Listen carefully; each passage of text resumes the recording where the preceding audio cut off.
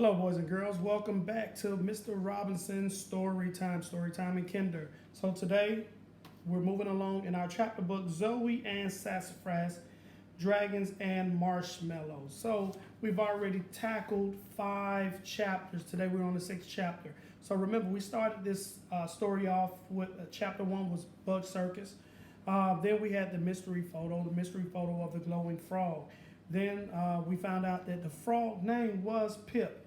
Then we found out that, hey, there was a doorbell that they could hear the animals, the magical creatures. Then we talked about this barn, what housed the barn. This is where Zoe's mom took care of the animals. Today we're in chapter 6, and this chapter is going to be talking about the it starts off, the doorbell rings. So the doorbell rings. So right now I want you to go ahead, take this moment, pause the video, and let me know your prediction. Talk it over with your parents. Say, hey, Mom, Dad, this is what I think is getting ready to take place. What do you think is going to be behind the doorbell ringing? Who do you think? What creature? Is there going to be a creature? I don't know. You tell me. So take that time, pause the video, and let's see if you're right.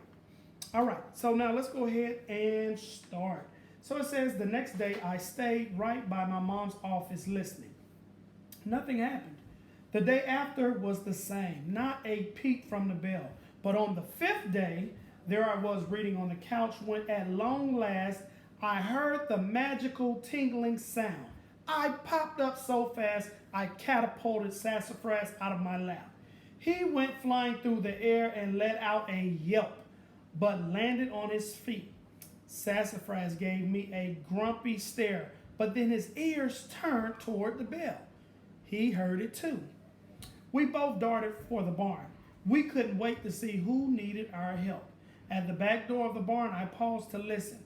It was completely silent, except for the pounding of my heart. I grinned down at Sassafras. Sassafras, ready, kitty? He meowed and pawed at the door. I took that as a yes. I slowly opened the door to find a small green scaly animal curled up in a tight ball. I heard a rustling in the bushes and glanced up in time to see a shimmery blue tail disappear into the forest. Maybe another animal had brought this one here for help. Hello, I called out, but nothing answered, and the mysterious blue animal didn't come back. I gently reached down to touch the smooth green back of the little creature curled up at my feet. As I did, a tiny head peeked up. Oh, I whispered. You are so cute. 2 sad eyes stared up at me. Don't worry, little guy. We'll make you feel better.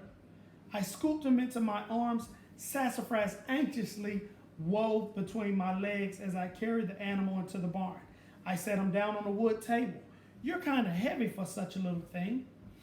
I gave him one more gentle pet. He slowly stretched, and 2 little wings and a long tail popped out. He was a dragon, and he was so tiny. He just had to be a baby. A baby dragon? In my barn? Hey, little guy, what's wrong? I don't see any scrapes or cuts, but you wouldn't be at the barn if you didn't need help. He seemed pretty weak.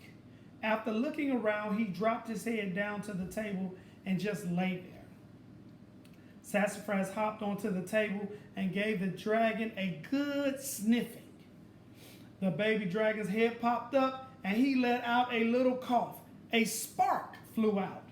Sassafras shot through the air and landed on the ground with all his fur standing on end.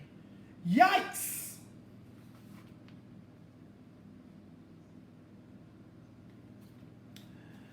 I needed to move this guy before he coughed again.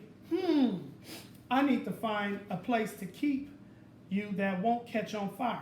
I looked around the barn. Let's see. Wood, fabric, hay. They all burn easily. Bingo! Let's put you in this pen with a dirt floor.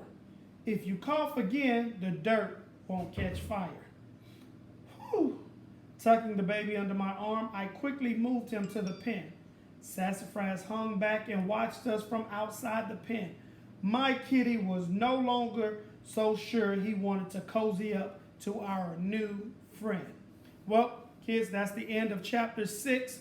Tomorrow we'll be tackling chapter 7, hatching snakes. So now, as you know, always at the end of the chapter, we always go over and I ask you guys some questions. And these questions are meant for you to go over with your parents and let them know. I want you to answer them, tell your parents what it is that you think. So the first question is, I popped up so fast. This is what the book said. I popped up so fast, I catapulted Sassafras out of my lap.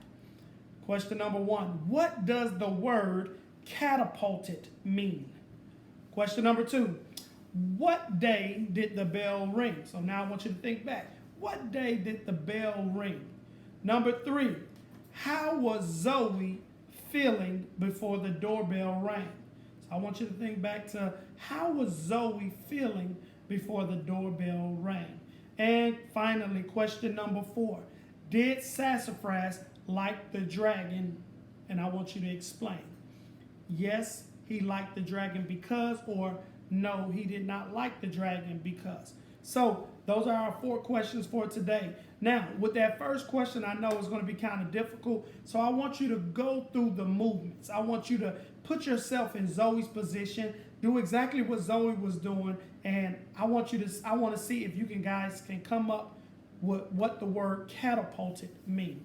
Thank you for tuning in. I will see you guys later.